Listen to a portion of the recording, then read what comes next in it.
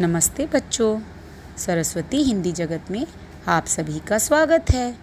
चलिए सीखते हैं चित्र वर्णन। यह चित्र एक बैठक कक्ष का है। इस चित्र को ध्यान से देखिए।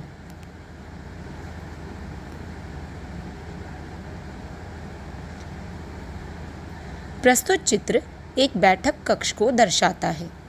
चित्र में एक लड़की और एक लड़का दिखाई दे रहे हैं। मेरे विचार से वह दोनों भाई बहन हैं। चित्र में गतिविधियां भी हो रही हैं। अब मैं इस चित्र का विस्तार पूर्वक वर्णन करने जा रही हूँ।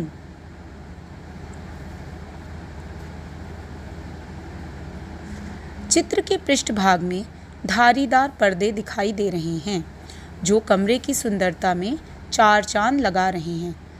चित्र के बाईं तरफ पृष्ठभाग के कोने में एक दूरदर्शन दिखाई दे रहा है। मेरे विचार से वह दूरदर्शन इसलिए बैठक कक्ष में लगाया गया है ताकि सारा परिवार एक साथ बैठकर दूरदर्शन देख सके।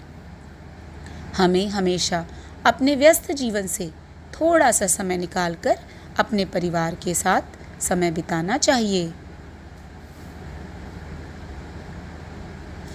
चित्र के बाईं तरफ कोने में एक मेज दिखाई दे रही है।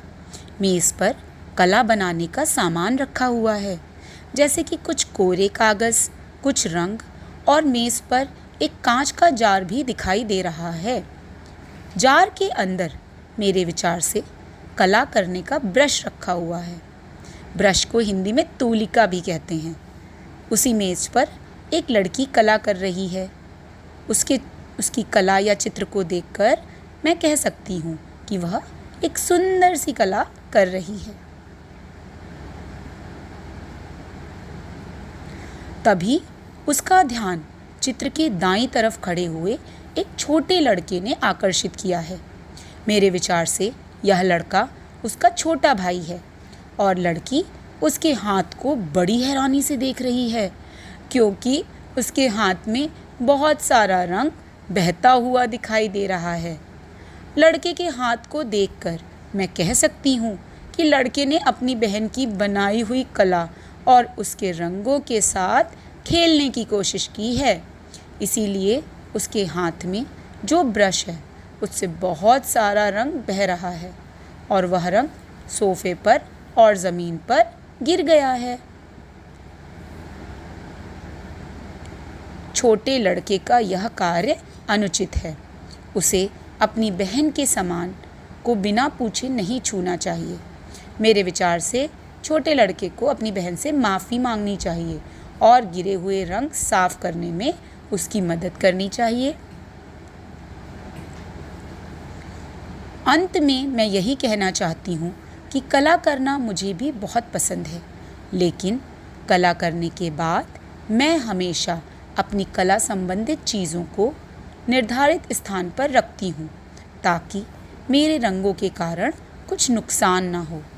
मेरी माताजी कहती हैं कि बच्चे स्वभाव से चंचल व नटखट होते हैं। हमें उन पर निगरानी रखनी चाहिए।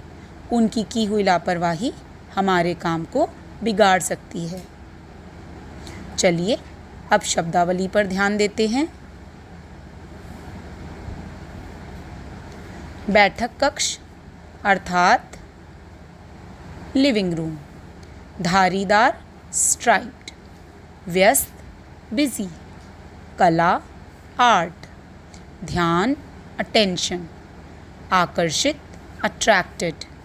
संबंधित रिलेटेड। निर्धारित डिटरमिन्ड। चंचल प्लेफुल। निगरानी ऑब्जर्वेंट। लापरवाही केयरलेसनेस। कुछ मुहावरे भी देखते हैं।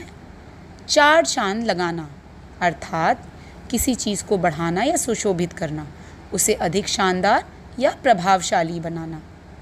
टू एनहांस और beautify something, making it more splendid और इम्प्रेसिव। धन्यवाद।